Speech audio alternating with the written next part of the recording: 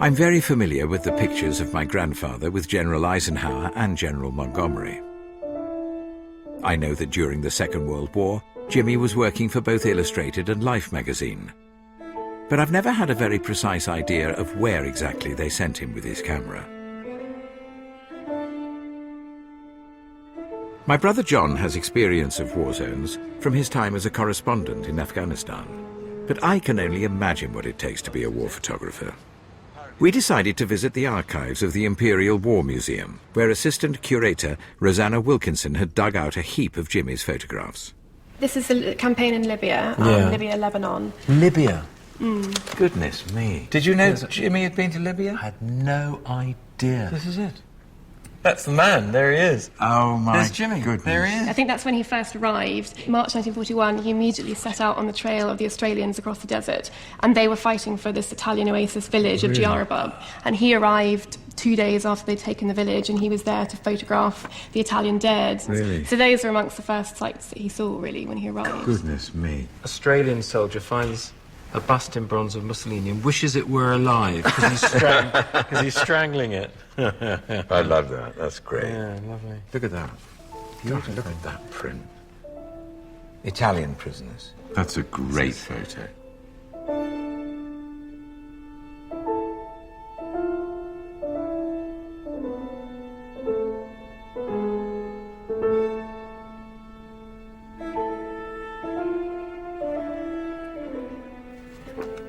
He's in North Africa in 41. When did he go to Burma? He went to Burma in early 1942. The Japanese invaded in early 42, so that's what he was photographing. So it's a 180-mile road that they're trying to get Indian refugees going. Yes. Irrawaddy. God. One photograph that is quite well known. Oh, look at that. It's a portrait of a Chindit who's using his rucksack to shield his face from the sun. Oh, my goodness. And this is quite well known because we get a lot of people writing in thinking that it's a relative. Quite a few people write in and are convinced they can identify this person. And sadly, we can't really confirm it because he's not been identified. It's a wonderful picture. It is. I think it's a brilliant shot. That is a brilliant picture. Oh, yeah. See, that's what I always knew him as a newsman. Oh, my look at that. God. Oh, I suppose he, you know... That is terrible. Never spoke to us about any of that, did he? No. Body of a Japanese airman killed with 5 others when a bomber was shot down by RAF fighters. God, dear. Although it was something he preferred not to talk about, Jimmy had obviously recorded many of the more horrific aspects of war. In North Africa and the Far East, he felt the heat of battle and experienced what it's like to be under fire.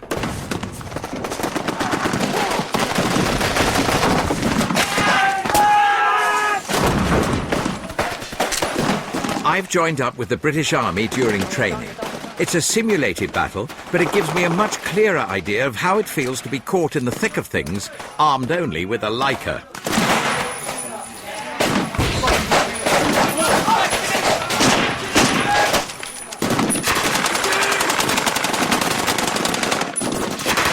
The extraordinary thing about this is the thing is, when you look at this, you're almost immune. You're not aware of the danger. You're sort of removed from it. It's all happening so quickly, and you never know if you're going to be in the right place at the right time. You never know whether you've got anything. You've got to change film. Keep calm. I've just lost the film. I have just lost this film. I've opened the back, and I thought it was wound on. Oh, my goodness me. The language Jimmy might have used to describe my performance under fire, I suspect would not get past the censor. Even though this wasn't a real fight, I can tell you it's incredibly hard to operate a camera with gunfire raging about you. It only gives me even more respect for Jimmy and all war photographers who really do go into battle.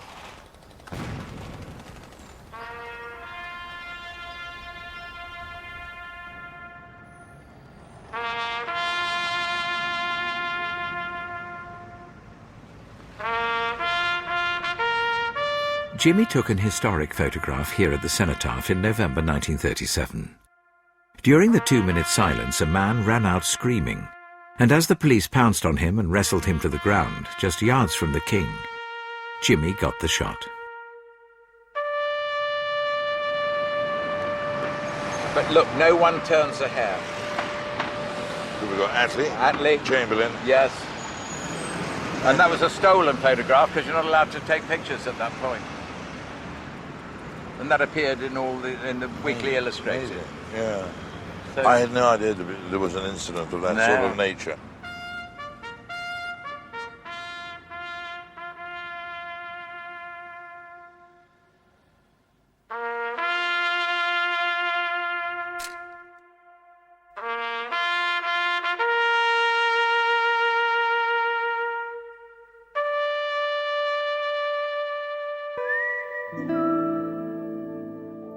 Jimmy's theatre photographs are a striking contrast to his images of war.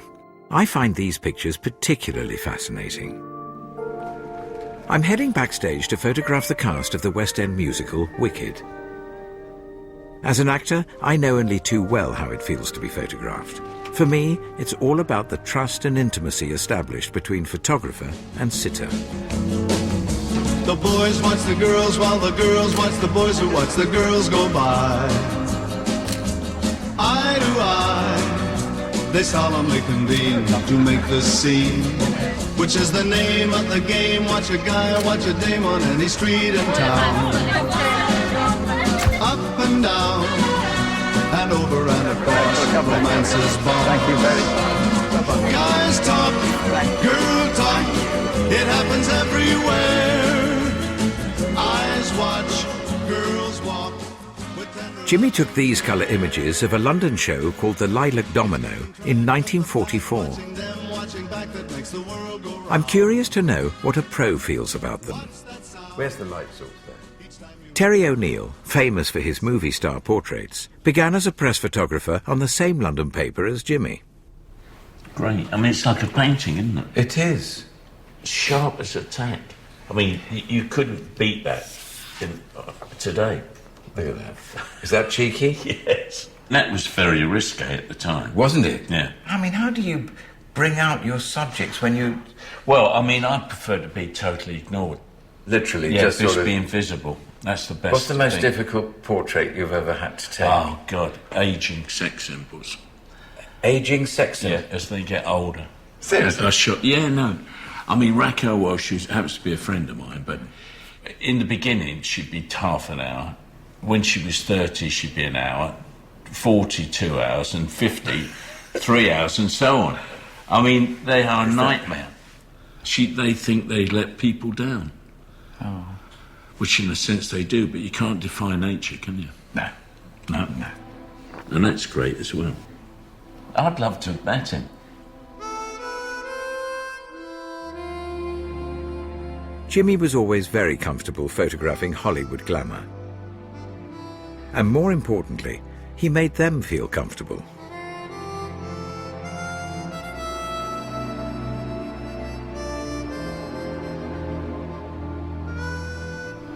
Just like that. I'm just gonna focus down.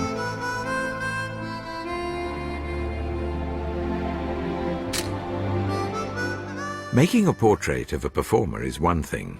Shooting a performance in motion is another skill altogether. When the moon hits your eye like a big pizza pie, that's amore. When the world seems to shine like you've had too much wine, that's amore. Bells will ring, ting-a-ling-a-ling, ting-a-ling-a-ling, and you'll sing continue that. Vita Bella. Great. Hearts will play tippy-tippy-tay, tippy-tippy-tay, like a gay tarantella. Oh, great. This is fantastic, isn't it? I don't know how I'm going to get anything at all.